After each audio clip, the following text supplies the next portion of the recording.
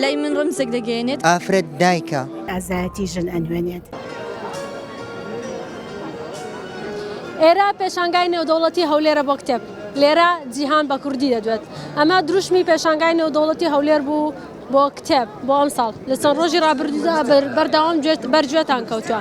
ئێمە ئەمڕۆ لێرەین لە باخچەی پێشانگا لە پشتمەوە کە دەیبینم پەیکەرێک هەیە پەیکەری ژنێکە کە بە جلێکی ئاڵوواڵای کوردیەوە لەسەر کۆمەڵە تاشە بەردوەستاوە. دەمەوێت ئەو سەردانی کەرانەی پێشانگا وەرگرم بزانم لای ئەوان ئەو پەیکەرە چی دەگەێنێت چۆنی تعبیری ئەم پەیکەرە دەکەن لەگەڵم بن. لای من ڕەمزێک دەگەێنێت کە بەمانای ئاشتی دێت بەمانای ڕێزگرتن لە ئافرەت دێت بەمانای پێگەیەکی بەرز دێت لە بۆ ئافرەت و ئەو ڕۆژێکە لەسەریشەوە بەمانای ڕووناکی دێتن و پێگەیەکە یعنی دامدرایە لە بۆ ئافرەت کە مافەکانی دایم دابین کرا و پێشکەوتووە. وەکو نەمادێکی کورد دەیبینم بەڕاستی زۆر جوانە کە کوردەواری بۆ لای کتێب بچێ لەو نەمادەیدا وەکو دەیبینین ئەو بەردانەی کە دانراون وەکو چێوێک دەیبینم کە کورد لە بەرزاییدا ڕاوەستاوە.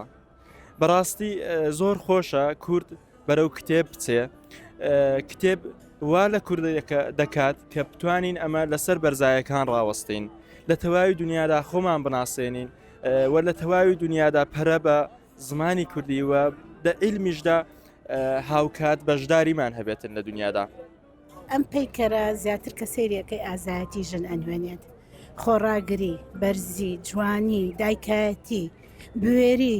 سنبولی حەق هەموو ئافرەتێک پەیکەرێکی بۆ بکرێت لە ماڵە بەڕاستی چونکم هەم وەک دایک هەم وەک خوشک هەم وەکو ئافرەتێکە لە ماڵەکەیا بێ لە بواری ئیشەکەیا بێ لە دایرەیەکا بێ لە خزمەتکردنی شتێکا بێت تەنانەت ئەگەر خزمەتکردنی مناڵەکەی خۆشی بێ ئەوە حقە دەستخۆشی لێ بکرێت. ئافرەت مەدرسەیە ئافرەت هەر خۆی نیوەی ژیانە نیوەی دنیاە نیوەکە تریشان هەر بەخۆیانن هیوادارم هیچ ماڵێک بێ ئافرەت نەبێت چونکە ئافرەت ماڵ بێ ئافرەت بەڕاستی تاریشیە. لای من ئەو پەیکەرە ڕەمزی کوردایەتی ئەنوێنێ ڕەمزی گەورەی و پیرۆزی ژن ئەنوێنێ هیواداریشم هەرچی ئافرەت و ژنە پاڵپشتی ئێوە بکەن لە پێش هەموو ئەوانی ترەوە